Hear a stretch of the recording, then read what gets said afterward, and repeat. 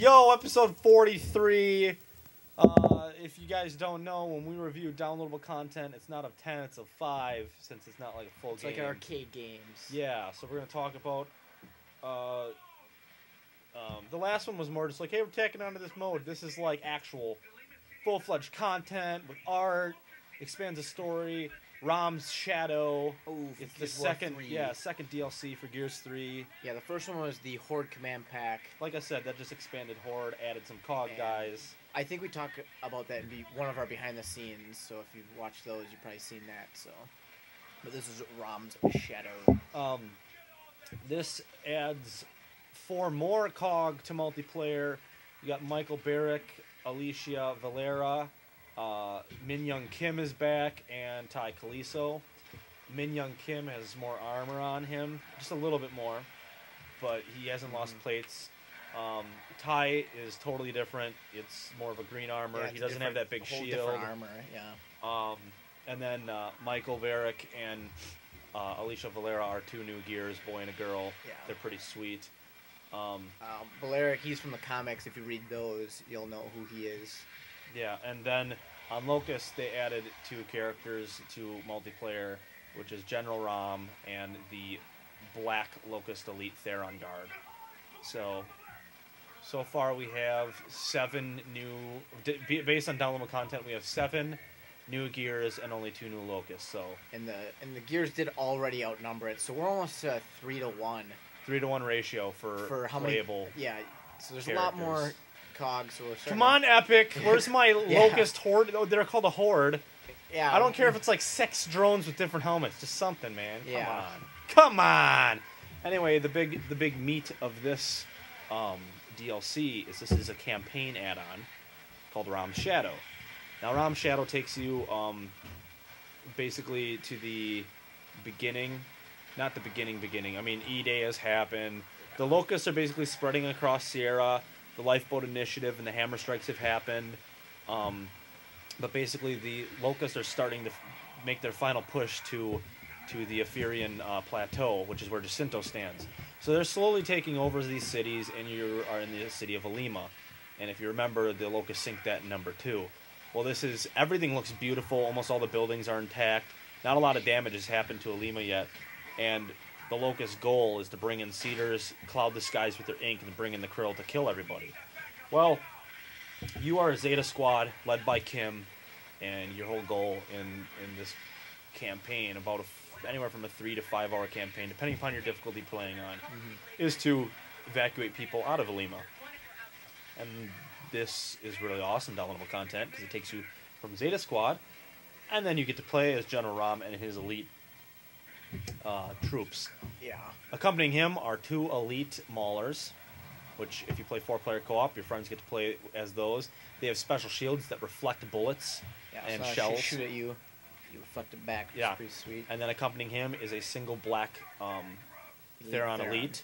And that's the new playable character as well as Raam. Yeah, and if you're sitting there thinking to yourself, well, that's not very fair. The maulers are going to be so much powerful.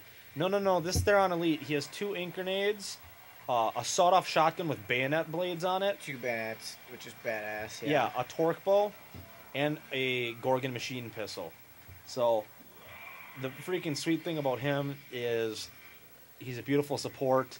Raam, in and of himself, is to scale. He's huge. He basically doesn't have any guns. He has his blades, like his big blade, and then he has his krill shield storm, which you can basically steer around and chew guys up with that. You can kind of do the roadie run retro charge and stick guys, or you can slice them and then pick them up off the ground for awesome execution. Yeah.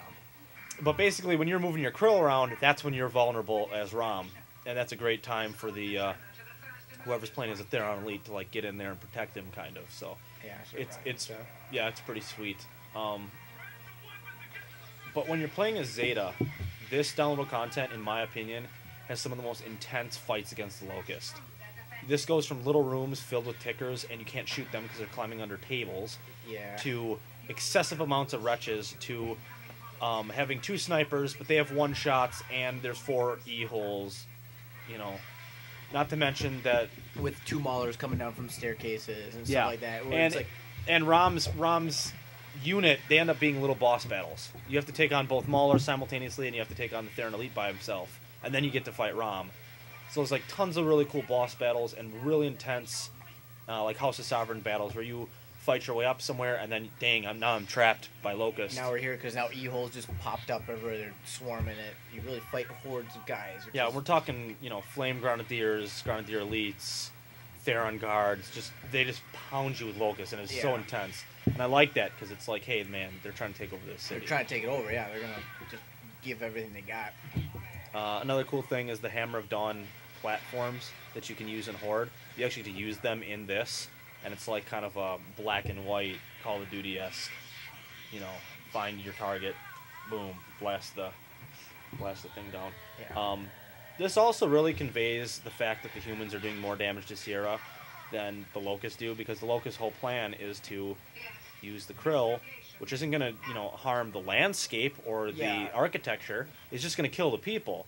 And what do the humans have? Well, the Hammer of Dawn, which rips through everything. So. Yeah. Just shows the kind of not thought out process of humankind. So it's a cool commentary on society and whatnot. Anyway, 5 out of 5. Raam Shadow's awesome.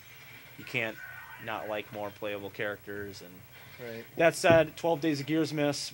We are in right now when we're filming this. This is day 1. Every day there's going to be events, so play a lot of Gears. Yeah. Get those events in, because the Onyx event thing is only 30 events. So if you played every event so far, you should be at 13, and through Gears Miss, so you should be able to pretty much get there, almost there. So anywho, we're reviewing 3 games next time, or basically the pack of it. We will be reviewing Metal Gear Solid HD Collection. Drowning the Other Half is the next episode, so check that out. And as always, watch the behind the scenes. Peace. Let me tell you something about war. War ain't always about fighting. Blood, bullets, death, yeah, that's part of it. But it sure as hell ain't all of it. Sometimes it's about knowing when to turn tail. And run your fucking ass off. This is it, people. Saddle up. Storm's about to hit.